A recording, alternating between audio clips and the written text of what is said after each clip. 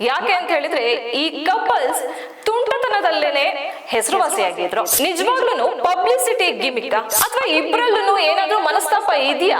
ಚಂದನ್ ಮತ್ತು ನಿವೇದಿತಾ ಅವರ ಲಾಯರ್ ಹೇಳಿರೋ ಪ್ರಕಾರ ಇವರು 6 ತಿಂಗಳ ಹಿಂದೆನೆ ಅಪ್ಲಿಕೇಶನ್ ಹಾಕಿದ್ರು.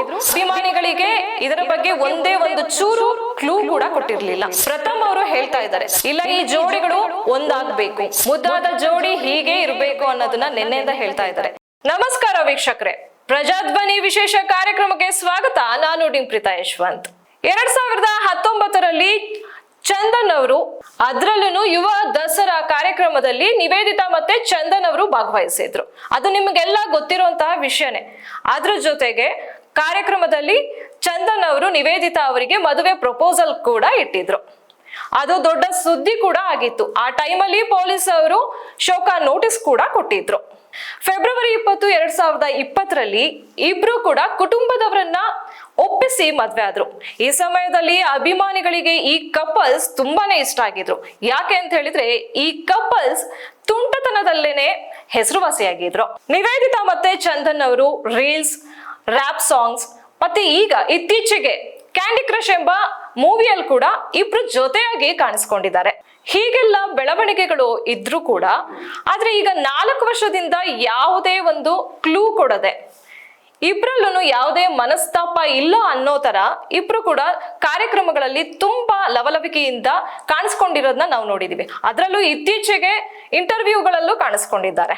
ಆ ಇಂಟರ್ವ್ಯೂಗಳಲ್ಲಿ ಇಬ್ರು ಕೂಡ ತಮ್ಮ ತಮ್ಮ ಅಭಿಪ್ರಾಯಗಳನ್ನು ಕೂಡ ತುಂಬಾ ಖುಷಿಯಿಂದನೇ ಶೇರ್ ಮಾಡ್ಕೊಂಡಿದ್ದಾರೆ. ಆದ್ರೆ ಈಗ ನೋಡ್ತಾ ಇರುವಂತಹ ಬೆಳವಣಿಗೆಯನ್ನ ಗಮನಿಸ್ಬೇಕು ವೀಕ್ಷಕರೇ. ಏನಕ್ಕೆ ಅಂತ ಹೇಳಿದ್ರೆ ಇದು ನಿಜವಾಗ್ಲೂ ಪಬ್ಲಿಸಿಟಿ ಗಿಮಿಕ್ ಅಥವಾ ಇಬ್ಬರಲ್ಲೂ ಮನಸ್ತಾಪ ಇದೆಯಾ ಅನ್ನೋದು ನಮ್ಮೆಲ್ಲರ ಪ್ರಶ್ನೆ ಆಗಿದೆ. ಅವರ ಲಾಯರ್ ಹೇಳೋ ಪ್ರಕಾರ 6 ತಿಂಗಳ ಹಿಂದೆನೆ ಇದ್ರ ಬಗ್ಗೆ ಚರ್ಚೆ ಆಗಿತ್ತು ಅಂತ. ಆದ್ರೆ ಅಭಿಮಾನಿಗಳಿಗೆ ಇದರ ಬಗ್ಗೆ ಒಂದೇ ಒಂದು ಚೂರು ಕ್ಲೂ ಕೂಡ ಕೊಟ್ಟಿರ್ಲಿಲ್ಲ. ಯಾಕಂತ ಹೇಳಿದ್ರೆ ಇತ್ತೀಚೆಗಷ್ಟೇ ಅವರು 4 ವರ್ಷದ ವಿವಾಹ ವಾರ್ಷಿಕೋತ್ಸವ ಕೂಡ ಆಚರಿಸ್ಕೊಂಡ್ರು. ಅದು ಕೂಡ ಖುಷಿಯಲ್ಲೇ. ವೀಕ್ಷಕರೇ, ನೀವು ನೋಡ್ತಾ ಇರೋ ಹಾಗೆ ಪ್ರಥಮ್ ಅವರು ಹೇಳ್ತಾ ಇದ್ದಾರೆ, ಇಲ್ಲ ಈ ಜೋಡಿಗಳು ಒಂದಾಗ್ಬೇಕು, ಈ ಕುಟುಂಬವಾಗೇ ಉಳಿಬೇಕು, ಮುದ್ದಾದ ಜೋಡಿ ಹೀಗೆ ಇರಬೇಕು ಅನ್ನೋದನ್ನ ನಿನ್ನೆಯಿಂದ ಹೇಳ್ತಾ ಇದ್ದಾರೆ. ಅದ್ರ ಜೊತೆಗೆ ಧ್ರುವ ಸರ್ಜಾ ಅವರು ಕೂಡ ಇದ್ರ ಬಗ್ಗೆ ಮಾತಾಡ್ತಾರೆ. ಅವರಿಬ್ರನ್ನ ಒಪ್ಪಿಸ್ತಾರೆ, ಈ ಜೋಡಿಯಾಗಿ ಉಳಿಯುತ್ತೆ ಅನ್ನೋದ್ರ ಬಗ್ಗೆ ಹೇಳ್ತಾ ಇದ್ದಾರೆ.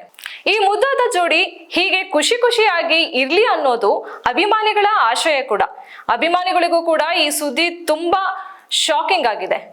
ಇಷ್ಟೆಲ್ಲ ಬೆಳವಣಿಗೆಗಳನ್ನ ನೋಡಿದಾಗ ನಮಗೂ ಕೂಡ ಬೇಜಾರಾಗ್ತಿದೆ ವೀಕ್ಷಕರೇ.